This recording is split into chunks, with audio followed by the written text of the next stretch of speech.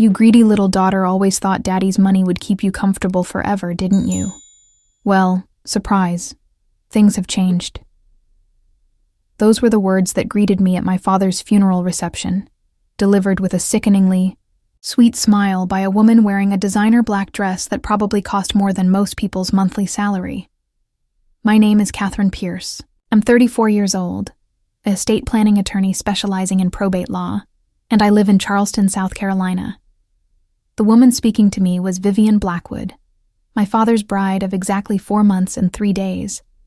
She was clutching what she claimed were updated legal documents that would apparently leave me with nothing from the estate I'd watched my father build for 3 decades. I looked at her calmly, noting how her manicured fingers trembled slightly as she waved those papers. I appreciate you bringing this to my attention, Vivian, I said quietly, setting down my untouched coffee cup. I'll be sure to review everything thoroughly. That was the moment something crystallized inside me. Not anger. Anger makes you sloppy. What I felt was the cold, methodical focus that had made me one of the most respected probate attorneys in the Southeast. Vivian Blackwood had just made a critical error. She'd tried to play legal games with someone who wrote the playbook.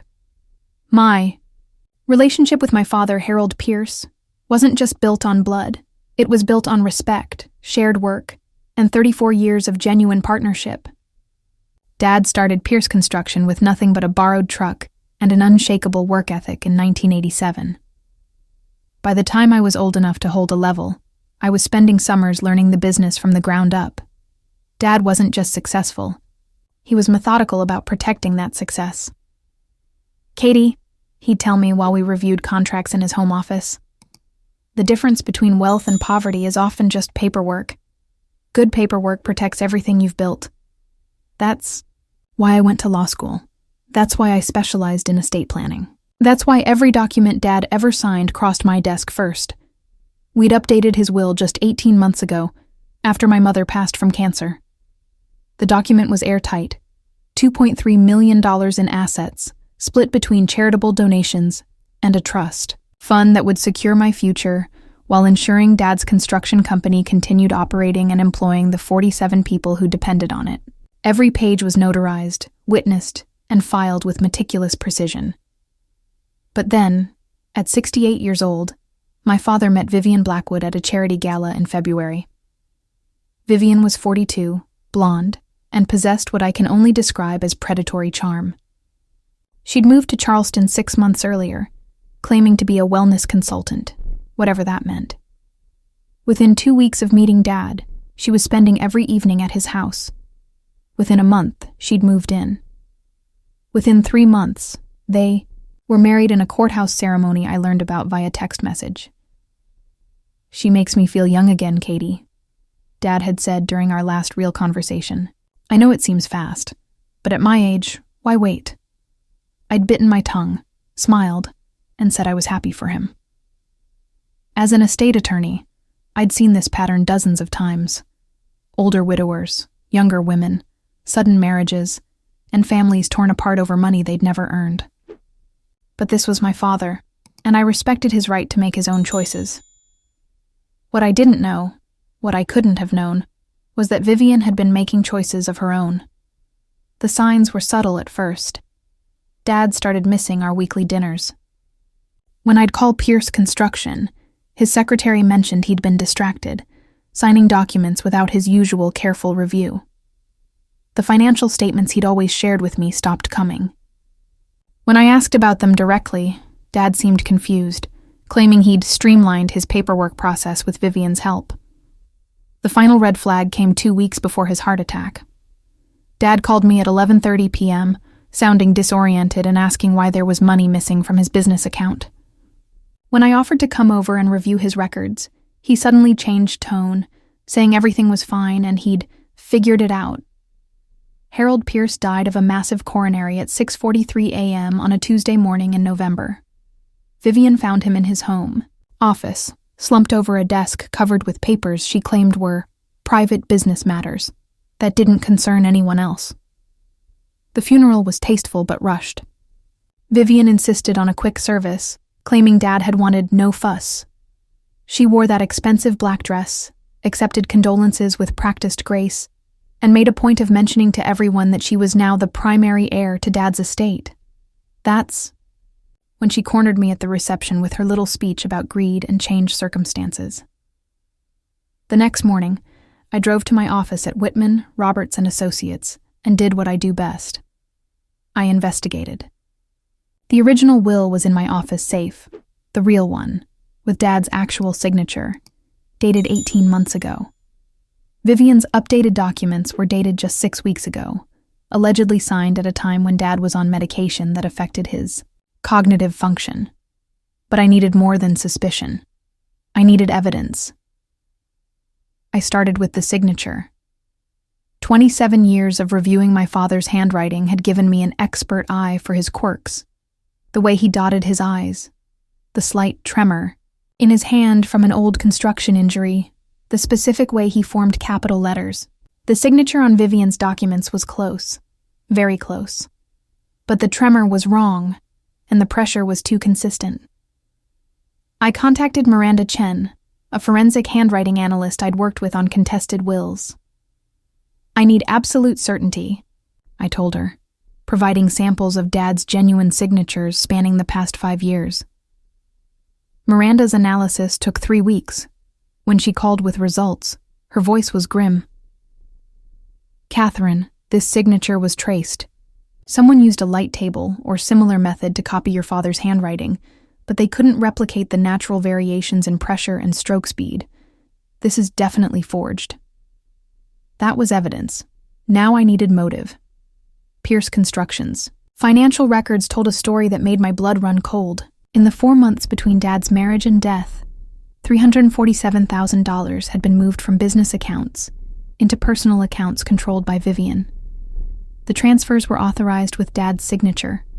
Signatures that, I now realized, were likely forged. But Vivian had been clever. Each transfer was for just under $10,000, avoiding automatic federal reporting requirements. The money had moved through 3 different banks before landing in accounts that belonged to VB Consulting LLC, a company registered in Delaware with Vivian Blackwood as the sole owner. I traced VB Consulting's registration to find something interesting. It had been established 3 months before Vivian ever met my father. This wasn't a spontaneous romance. This was a calculated campaign. The deeper I dug, the more disturbing the pattern became. Vivian Blackwood wasn't even her real name. Court records from Nevada showed a woman named Vera Louise Banks, who'd been involved in 2 previous estate disputes involving elderly widowers. In both cases, she'd received significant settlements before disappearing to start fresh elsewhere. Now I had evidence of forgery, identity fraud, and a pattern of elder exploitation. But I needed one more piece to make my case airtight. Modern criminals often forget that everything leaves a digital footprint. Vivian's phone records, which I obtained through a subpoena request, showed calls to a company called Document Solutions Plus, a business that specialized in professional document preparation services. The calls were made the day before Dad's alleged signature on the new will. Document Solutions Plus had an interesting reputation. According to Better Business Bureau complaints, they offered services that walk the line between legal document preparation and outright fraud. Several complaints mentioned signature matching services that seemed designed to help people replicate other people's handwriting. The timeline was now crystal clear. Vivian had researched her target, established a fake identity and business, romanced my father, systematically drained his accounts, and then created fraudulent documents to claim his entire estate. The heart attack might have been natural, but everything surrounding it was calculated theft. I spent the next month building an ironclad case. Every document was copied, every transaction traced, every phone call logged. I contacted the FBI's White-Collar Crime Division, the South Carolina Attorney General's office, and prepared a comprehensive brief that laid out the entire conspiracy. But I wasn't ready to make my move yet. Vivian was already acting like she'd won, and I wanted her to feel completely secure before I pulled the rug out from under her. Probate court was scheduled for December. December 15th was a cold, gray morning in Charleston. the kind that makes historic buildings look like monuments to old secrets. I arrived at the Charleston County Probate Court at 8:15 a.m., carrying a leather briefcase that contained enough evidence to send Vivian Blackwood, or whatever her real name was, to federal prison for the next decade. I'd dressed conservatively. Navy blue suit, pearl earrings that had belonged to my mother, and the gold watch Dad had given me when I passed the bar exam. Professional, respectful, and completely unassuming. Exactly how I wanted to appear when I dismantled Vivian's entire scheme in front of Judge Harrison Whitmore. Vivian arrived 20 minutes later in what I can only describe as theatrical entrance. She wore a charcoal gray designer suit that probably cost more than most people's cars, carried a Hermes bag, and walked with the confidence of someone who believed she'd already won. Her attorney, Marcus Steinberg, followed behind looking distinctly uncomfortable. I recognized Steinberg's reputation: expensive, flashy, and willing to take cases that existed in legal gray areas. What Vivian didn't know was that I'd gone to law school with Marcus. We'd studied together, shared case notes, and spent enough late nights in the library that I knew exactly how his mind worked. He was competent, but predictable, and he had an unfortunate tendency to over-prepare for the wrong battles. "Catherine, darling," Vivian said, approaching where I sat with my attorney, Robert Whitman. "I hope you understand this is nothing personal. Harold wanted me to be comfortable, and I'm just honoring his wishes." "Of course," I replied calmly. "We all want to honor Dad's actual wishes." The emphasis on actual wasn't lost on her. I saw something flicker behind her eyes, the first crack in her confident facade. Judge Whitmore called the session to order at 9:30 a.m. sharp. Harrison Whitmore was a man who'd spent 37 years on the bench, and he had zero patience for legal theatrics. His gray eyes missed nothing, and his reputation for thorough examination of evidence was legendary in Charleston legal circles. "We're here to examine the validity of 2 wills presented for the estate of Harold Pierce," Judge Whitmore began. "Ms. Blackwood's counsel, you may present your case first."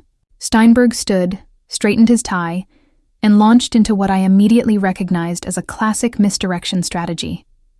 He spent 20 minutes establishing that Dad had been deeply in love with his new bride, that married couples naturally made financial decisions together, and that it was perfectly reasonable for a man to update his will after remarriage. All of which was true, legal, and completely irrelevant to the case at hand. "Your Honor," Steinberg continued, producing Vivian's forged documents, "Mr. Pierce clearly intended for his beloved wife to inherit his estate. These documents, properly witnessed and notarized, represent his final wishes." I watched the performance with professional detachment, taking notes not on what Steinberg was saying, but on what he wasn't addressing. No mention of the signature analysis. No discussion of the money that had disappeared from Pierce Construction. No explanation for why a man who'd spent 34 years involving his daughter in every financial decision would suddenly exclude her completely. When Steinberg finished, Judge Whitmore turned to me. "Ms. Pierce, I understand you're representing your own interests in this matter." "That's correct, Your Honor. As both the daughter of the deceased and a probate attorney with 27 years of experience, I'm uniquely qualified to present this case." I stood, opened my briefcase, and removed the first exhibit, a timeline I'd prepared showing every financial transaction in the 4 months between Dad's marriage and death. "Your Honor, this case isn't about whether Harold Pierce had the right to change his will. It's about whether Harold Pierce actually did change his will, or whether someone else changed it for him." The next hour was a methodical destruction of Vivian's carefully constructed lie. I presented Miranda Chen's forensic handwriting analysis, showing definitively that Dad's signature had been forged. I introduced phone records connecting Vivian to Document Solutions Plus. I displayed bank records showing the systematic theft of $347,000 from Pierce Construction. But the piece de resistance was something I'd discovered just 2 days ago. "Your Honor, I'd like to present security camera footage from First National Bank, recorded on October 23rd at 2:47 p.m. The courtroom fell silent as the bailiff set up the video equipment. On screen, grainy but unmistakable, was Vivian Blackwood, entering the bank alone, carrying a folder of documents. The timestamp showed this was 3 days before Dad's alleged signature on the new will. This footage shows the defendant attempting to access my father's safe deposit box using forged authorization documents, I explained. The bank's security protocols prevented the access, but the attempt is clearly documented. I could see Vivian's face going progressively paler. Steinberg was frantically shuffling through papers, clearly realizing he'd been lied to by his own client. Furthermore, Your Honor, I've subpoenaed records from the Charleston County Health Department showing that Harold Pierce was admitted to Charleston General Hospital on October 23rd for chest pains and was under sedation from 1 p.m. to 4 p.m. He could not have been at the bank at 2:47 p.m. because he was unconscious in a hospital bed 12 miles away. That was the moment Vivian's facade finally cracked completely. She leaned forward, whispering urgently to Steinberg, who looked like he wanted to crawl under the table and disappear. Judge Whitmore called for a brief recess, during which I watched Steinberg have what appeared to be a very heated conversation with his client. When we reconvened, his entire strategy had changed. Your Honor, he began carefully. My client would like to address some of the discrepancies that have been raised. I almost felt sorry for Steinberg. Almost. He'd walked into court believing he was handling a simple probate dispute, only to discover he was defending someone who'd committed multiple felonies. But I wasn't done yet. Judge Whitmore allowed me to call witnesses, and I'd prepared carefully. My first witness was Dr. Richard Pemberton, Dad's physician for the past 15 years. Dr. Pemberton testified that in the weeks before his death, Harold Pierce had complained of confusion, memory, lapses, and disorientation. Harold mentioned that his wife was helping him with paperwork, Dr. Pemberton testified. He seemed concerned that he couldn't remember signing documents that she said he'd signed. I advised him to have any important decisions reviewed by his daughter, Catherine, since she was his power of attorney for medical decisions. My second witness was Margaret Holbrook, Dad's secretary at Pierce Construction for 23 years. Margaret's testimony was devastating for Vivian's case. Mr. Pierce always reviewed every document carefully before signing, Margaret testified. In his last month, Mrs. Blackwood would bring papers to his office and tell me they were personal business that didn't need to go through normal review. She'd take him into his private office, close the doors, and emerge 20 minutes later with signed documents. Did Mr. Pierce seem himself during these meetings? I asked. No, he seemed confused and tired. Mrs. Blackwood told me he'd been working too hard and needed to delegate more responsibility to her. My third witness was the coup de grace, Special Agent Jennifer Walsh from the FBI's White-Collar Crime Division in Columbia. Agent Walsh testified that her investigation had uncovered a pattern of financial fraud spanning multiple states. Vivian Blackwood, also known as Vera Louise Banks, also known as Victoria B. Sterling, has been involved in similar schemes in Nevada and Florida, she testified.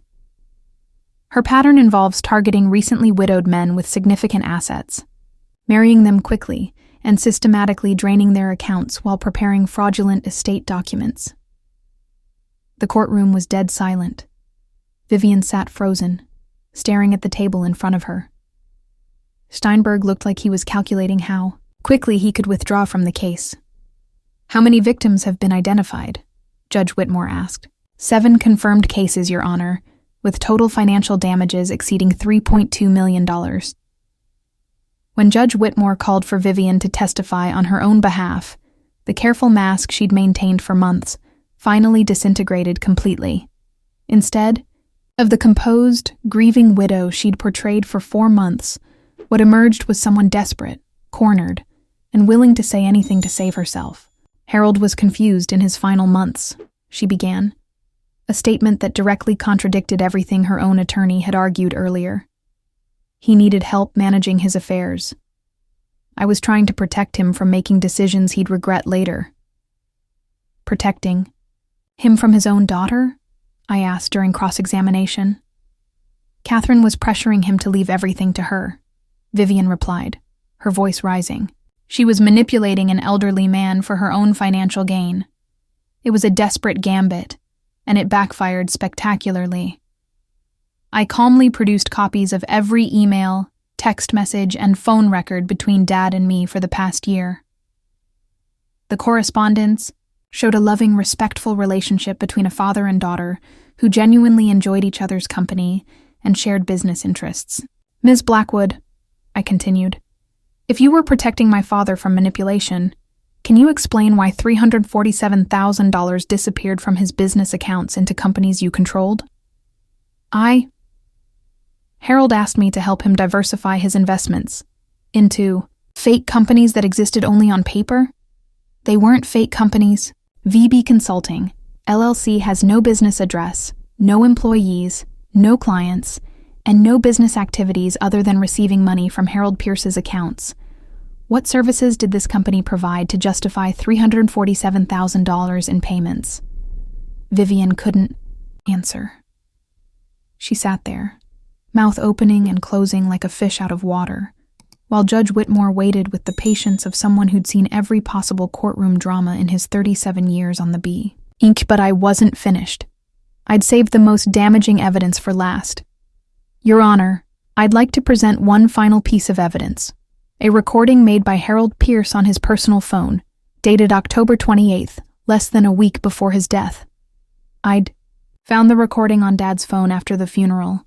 He'd apparently started making voice memos to himself when he became confused about financial transactions he couldn't remember authorizing. The courtroom fell silent as Dad's voice filled the room. This is Harold Pierce, October 28th, 11:30 p.m. I've been looking at my bank statements, and there are transfers I don't remember making. Vivian says I authorized them, but I don't remember signing the papers. Catherine always told me to keep records of everything, so I'm making this recording. Tomorrow I'm going to call Catherine and ask her to review all my financial documents. Something doesn't feel right. The recording lasted 3 minutes and 27 seconds. In it, my father expressed confusion about missing money, concern about documents he couldn't remember signing, and his intention to involve me in reviewing his finances, something that never happened because he died 2 days later. When the recording ended, the courtroom was completely silent. Vivian was crying, not the dignified tears of a grieving widow, but the desperate sobs of someone watching her entire scheme collapse. Judge Whitmore called for a final recess. When we reconvened, Marcus Steinberg stood up quickly. Your Honor, my client would like to withdraw her claim to the estate and discuss possible plea arrangements with the district attorney's office. Judge Whitmore's ruling was swift and comprehensive. The forged will was declared invalid, the original will was upheld, and he referred the matter to the district attorney for criminal prosecution. He also ordered immediate asset freezing on all accounts connected to Vivian's fake companies pending criminal investigation. But the legal victory was just the beginning of Vivian's problems. Agent Walsh had been coordinating with prosecutors in 3 states, and federal charges were already being prepared. Wire fraud, mail fraud, identity theft, elder abuse, forgery. The list of charges grew longer as investigators dug deeper into her activities. Within hours of leaving the courtroom, Vivian Blackwood was in federal custody. Her bond was set at $2 million, money she'd stolen, but which was now frozen and would be returned to her victims' families. The news media picked up the story within days. Black Widow scammer caught by victim's daughter ran in the Charleston Post and Courier. The story spread to regional and eventually national outlets, detailing how a probate attorney had used her own expertise to catch the woman who'd tried to steal her father's life's work. But for me, the media attention was secondary. What mattered was that Pierce Construction continued operating, employing 47 people who depended on those jobs. What mattered was that the charitable foundation Dad had wanted to establish in Mom's memory would receive its full donation. What mattered was that a woman who'd spent years preying on grieving widowers was finally being held accountable for her crimes. 3 weeks after the court ruling, I was back at Pierce Construction, reviewing the books and ensuring the company could continue operating smoothly. Margaret Holbrook had kept everything running during the legal drama, but there were decisions that needed to be made about the company's future. That's when I received an unexpected phone call. "Ms. Pierce, this is Detective Carol Morrison with the Las Vegas Metropolitan Police Department. I understand you were involved in the prosecution of Vivian Blackwood?" "That's correct. We've been investigating a suspicious death from last year that might be connected to her activities. An elderly widower named Robert Hensley died suddenly after marrying a woman matching Blackwood's description. We'd like to discuss your investigation, methods, and evidence." I felt a chill run down my spine. "Are you suggesting his death wasn't natural?" "We're suggesting it's worth investigating. Your case broke this wide open, Ms. Pierce. We're now looking at 7 suspicious deaths across 4 states, all involving sudden marriages to older men who died within months of changing their wills." The phone call lasted an hour. By the end, I realized that our probate court victory had done more than protect Dad's estate. It had potentially exposed a serial killer who'd been operating for years. That evening, I sat in Dad's home office, surrounded by the papers he'd been reviewing the night he died. The voice recording I'd played in court was just one of several he'd made. In another recording, dated just hours before his heart attack, Dad's voice was more urgent. "Catherine, if something happens to me, look into Vivian's background. I found some documents hidden in her things. Names that aren't hers. Social security numbers that don't match. I think I married someone who isn't who she claims to be. The stress is killing me. Literally, I think. My chest pains are getting worse, and I can't help wondering if..." The recording cut off there.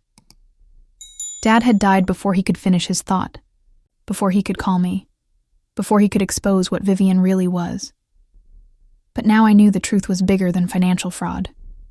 Now I knew that Dad might not have died of natural causes at all. And now I knew that Vivian Blackwood, whoever she really was, had made one crucial mistake. She'd assumed that a quick marriage, a forged will, and a natural-looking death would be enough to cover her tracks. She'd underestimated the power of medical records, toxicology tests that could be rerun, and the determination of a daughter who'd built her career on uncovering the truth behind suspicious documents. As I sat there, listening to Dad's final recording for the 3rd time, my phone rang. Agent Walsh's voice was tense. "Catherine, we need to talk. The forensic accounting team found something in Blackwood's financial records that changes everything. Can you meet me tomorrow morning? And bring everything you have on your father's medical records from his final week." I agreed, hung up the phone, and realized that the courtroom victory was just the opening act of something much larger. Dad's death was about to become part of a federal investigation into a woman who might have killed multiple people across multiple states. The game was far from over. The next morning, I met Agent Walsh at a downtown coffee shop that felt like something from a spy novel. She arrived carrying multiple file folders and a tablet displaying what looked like crime scene photos. As I sat down with my father's medical records, I realized this conversation was going to change everything I thought I knew about his death. "Catherine, what I'm about to show you doesn't leave this table without proper legal channels," she began, opening the first folder. "We've been investigating Vivian Blackwood, real name Victoria Bell Sterling, for 18 months. Your father wasn't her first victim to die unexpectedly. The photos she showed me were toxicology reports from 3 different states. Robert Hensley in Las Vegas, dead at 71 after 4 months of marriage. Thomas Blackwood in Reno, she'd taken his last name, dead at 74 after 5 months of marriage. Charles Banks in Sarasota, dead at 69 after 6 months of marriage. All heart attacks," Agent Walsh continued. "All within days of expressing concerns to family members about financial irregularities. All married to the same woman using different identities." I studied the reports with the methodical attention to detail that had made me successful in probate law. The pattern was unmistakable. Elevated potassium levels in all 3 victims, consistent with digitalis poisoning. Digitalis mimics natural heart attack symptoms perfectly, especially in elderly men with existing cardiac risk factors. "Agent Walsh," I said carefully, My father was taking digitalis for his heart condition. His prescribed dose was 0.25 milligrams daily. What levels are you seeing in these other victims? Between 3.2 and 4.7 milligrams. Fatal doses administered over several days to avoid detection. I felt something cold settle in my stomach. Dad's final voice recording suddenly took on a sinister new meaning. He'd mentioned his chest pains were getting worse. He'd wondered if stress was literally killing him. What if it hadn't been stress at all? I need you to look at your father's medical records from his final week, Agent Walsh said. Specifically, any medication adjustments or new prescriptions. I opened the file I'd brought, spreading Dad's medical records across the table. What I found there made my hands tremble for the first time since this entire ordeal began.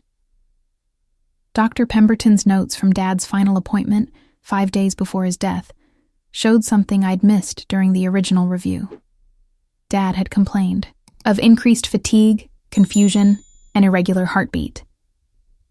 Vivian had accompanied him to the appointment and specifically requested that his digitalis dosage be adjusted for maximum effectiveness. More damning was a pharmacy record showing that Vivian had filled a prescription for digitalis tablets, claiming the original bottle had been accidentally damaged. The prescription was for a 30-day supply of 0.25 Myanmar tablets, enough pure digitalis to kill several people if administered improperly. She was poisoning him gradually, I realized aloud, increasing his daily dose just enough to cause symptoms. That looked like natural cardiac deterioration. Agent Walsh nodded grimly. The beauty of digitalis poisoning is that it looks exactly like the heart condition it's supposed to treat. Unless someone specifically looks for elevated levels, it appears completely natural. I thought about Dad's final weeks. The confusion, the disorientation, the decisions he couldn't remember making. Those weren't signs of natural aging or stress. Those were symptoms of systematic poisoning by someone he trusted completely. There's more, Agent Walsh continued. We executed a search warrant on Victoria's storage unit yesterday. We found detailed files on 17 different men, including your father, financial records, medical information, copies of wills and insurance policies. She'd been researching targets for months before making contact. The file on my father was 3 inches thick. It contained copies of Pierce Construction's financial statements, property records for his house, even photographs of me taken without my knowledge. She'd been watching our family, studying our routines, learning our vulnerabilities before she ever introduced herself at that charity gala. This wasn't romance, I said. This was a hunting expedition. Exactly. And you're the one who finally trapped her. But as I sat there studying the evidence of my father's murder, I realized that the legal victory in probate court was just the beginning. Victoria Bell Sterling had killed at least 4 men, stolen millions of dollars, and destroyed multiple families. The scope of her crimes was staggering. Agent Walsh, what do you need from me to build the murder case? Everything. Your father's complete medical records, pharmacy receipts, any medications found in his house after death, and most importantly, that voice recording where he mentions his chest pains getting worse. I spent the next 3 hours going through every detail of Dad's final months with Agent Walsh and Assistant U.S. Attorney Michael Chen, who joined us halfway through the meeting. By the end, we had enough evidence to add murder charges to Victoria's growing list of federal crimes. But the investigation was about to take an even darker turn. 2 days later, Agent Walsh called with news that made national headlines. Catherine, we've identified 3 more victims in Texas and Arizona. The death count is now up to 7 confirmed murders, with total financial theft exceeding $4.8 million. The FBI had coordinated with multiple state agencies to create a task force specifically focused on Victoria's crimes. The press dubbed her the Black Widow of the South, though her territory had actually spanned half the country. What emerged from the investigation was a methodical, calculating killer who'd been operating for at least 5 years. She would research wealthy widowers through obituaries and charity event coverage, create new identities for each target, and spend months infiltrating their social circles before making romantic contact. The murder method was consistent across all victims. Gradual digitalis poisoning administered over several weeks, combined with systematic financial theft and forged estate documents. She'd refined her technique with each victim, becoming more sophisticated and harder to detect, until she encountered a probate attorney who knew her father's handwriting better than anyone alive. Your investigation methods broke this case wide open, U.S. Attorney Chen told me during a follow-up meeting. The handwriting analysis, financial forensics, and timeline documentation you prepared became the template for investigating her other victims. But the most chilling discovery came when investigators analyzed Victoria's personal effects found in the storage unit. She'd kept detailed journals documenting each murder, written in a code that FBI cryptographers eventually deciphered, the SAO. Entry about my father was particularly disturbing. Target shows increasing resistance to financial manipulation, becoming suspicious of missing funds and forged signatures. Digitalis dosage increased to 1.2 ml daily. Subject experiencing desired cardiac stress symptoms. Final phase initiated. Expect natural death within 72 hours of final dose. Reading those words was like being punched in the stomach. My father hadn't died of a heart attack caused by stress. He'd been systematically murdered by someone he'd trusted with his life. Victoria Bell Sterling's trial was scheduled for the following spring, but the legal maneuvering began immediately. Her new attorney, a high-profile criminal defense lawyer from Atlanta, filed multiple motions challenging the evidence and requesting separate trials for each victim. As the key witness in both the financial fraud and murder cases, I spent countless hours working with prosecutors to prepare testimony. The voice recordings Dad had made during his final week became crucial evidence, as they documented the timeline of his declining health in his own words. But Victoria's defense team had a strategy that caught everyone off guard. They were going to claim that she was also a victim, manipulated and controlled by an unnamed partner who was the real killer behind the scheme.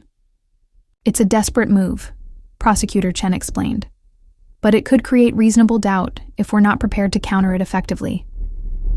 The problem was that Victoria had been careful never to communicate with anyone else about her crimes.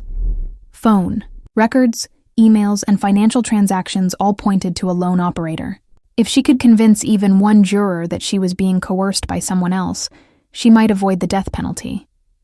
That's when I made a decision that would define the rest of this case. I'd spent my entire career working within the legal system, trusting that proper procedures and thorough documentation would eventually lead to justice. But watching Victoria's defense team prepare to paint her as a victim of circumstances beyond her control made me realize that sometimes the system needs help. I started by contacting the families of Victoria's other victims. If she was going to claim coercion, I wanted every affected family to understand exactly what that meant for their chances of getting justice. Margaret Hensley, Robert's daughter from Las Vegas, was the first to respond to my call. "Catherine, I've been following your case in the news. What my family went through sounds identical to what happened to your father." Margaret had been suspicious of Victoria from the beginning, but hadn't been able to prove anything before her father's death. Now, with the FBI investigation providing evidence, she was ready to fight. "What we need," I told her, "is a coordinated response from all the victim families. If Victoria's defense is going to claim she was manipulated, we need to show the pattern of identical behavior across multiple states and multiple victims." Over the next month, I worked with 6 other families to document the similarities in Victoria's approach. The same romantic techniques, the same financial manipulation methods, the same gradual poisoning protocol. It was impossible to argue that someone else was controlling her actions when those actions followed identical patterns across years and state lines. But my most important discovery came from an unexpected source. Dr. Patricia Williams, a pharmacist in Sarasota who'd become suspicious of Victoria's prescription requests for victim number 2, Charles Banks. She came in 3 times asking for emergency refills of her husband's digitalis prescription, Dr. Williams told me during a phone call. Each time she had a different story about why the original pills were unavailable. After the 3rd request, I started keeping detailed records of everything she purchased. Dr. Williams had been so suspicious that she'd actually contacted Charles Banks directly to verify that he was aware his wife was picking up his medications. Charles had seemed confused by the call, mentioning that Victoria had been helping him manage his medications, but that he wasn't always sure what he was taking. "I should have pushed harder," Dr. Williams said. "If I'd contacted his doctor or his family, Charles Banks might still be alive." Her testimony would be devastating to Victoria's defense. Here was a completely independent professional who'd recognized suspicious behavior in real time, but had been unable to prevent the murder. As the trial approached, the prosecution's psychological expert, Dr. Amanda Foster, completed her evaluation of Victoria Sterling. What she found was a textbook case of antisocial personality disorder, combined with exceptional intelligence and planning ability. Victoria Sterling is not someone who could be manipulated or coerced into committing these crimes, Dr. Foster explained during a pretrial strategy session. Her psychological profile shows a person who is highly controlling, methodical, and incapable of forming genuine emotional attachments. The idea that she was following someone else's instructions is psychologically implausible. Dr. Foster's report documented Victoria's complete lack of remorse, her tendency to view other people as objects to be manipulated, and her sophisticated understanding of legal and medical procedures. This wasn't someone being controlled by others. This was someone who controlled every aspect of her deadly scheme. The report also revealed something that made my blood run cold. Victoria had likely been planning to disappear after my father's death, but his sudden cardiac event had accelerated her timeline. If he'd lived another week, she might have vanished with the stolen money and never been caught. Instead, his death had brought me into the picture immediately, triggering the investigation that exposed her entire operation. On a cold March morning, in Charleston, the trial of Victoria Bell Sterling began with national media attention. The courtroom was packed with family members of all 7 victims, FBI agents, and reporters from across the country. Victoria appeared in court wearing a conservative gray suit, her blonde hair pulled back severely, and an expression of wounded innocence that might have been convincing if I didn't know the truth. Her defense team had coached her well. She looked like a frightened, manipulated woman rather than a calculating serial killer. But I was ready for their strategy. As the prosecution's star witness, I would be testifying for 2 full days about the financial, forensics, the forged documents, and the systematic theft of my father's assets. More importantly, I would be playing Dad's voice recordings for the jury, letting them hear in his own words how Victoria's help had confused and frightened him. The defense's opening statement painted Victoria as a woman who'd fallen under the influence of a mysterious criminal mastermind who used her to gain access to wealthy elderly men. According to her attorney, Victoria had been as much a victim as the men who died. It was a compelling narrative, carefully constructed to create just enough doubt to avoid the death penalty. But it contained one fatal flaw. It required the jury to believe that someone else had orchestrated identical crimes across multiple states without leaving any evidence of their existence. When it was my turn to testify, I methodically destroyed that possibility. "Ms. Pierce," the prosecutor began, "can you explain to the jury how you first became suspicious of the defendant's financial activities?" I walked the jury through the timeline of Dad's final months, the mysterious money transfers, the forged signatures, and the systematic theft of $347,000 from Pierce Construction. I presented the handwriting analysis, the bank security footage, and the phone records connecting Victoria to document forging services. But the most powerful evidence was Dad's own voice, speaking from beyond the grave. "Catherine, if something happens to me, look into Vivian's background. I think I married someone who isn't who she claims to be. The stress is killing me. Literally, I think." The courtroom was completely silent as Dad's words filled the room. Several jury members were visibly emotional, and Victoria's composure finally cracked. She was crying, but I could see it was frustration and anger, not grief or remorse. During cross-examination, Victoria's defender tried to suggest that I might have doctored the recordings or misunderstood my father's financial dealings. It was a desperate strategy that backfired when I produced original phone metadata, witness testimony, and documentation that made tampering impossible.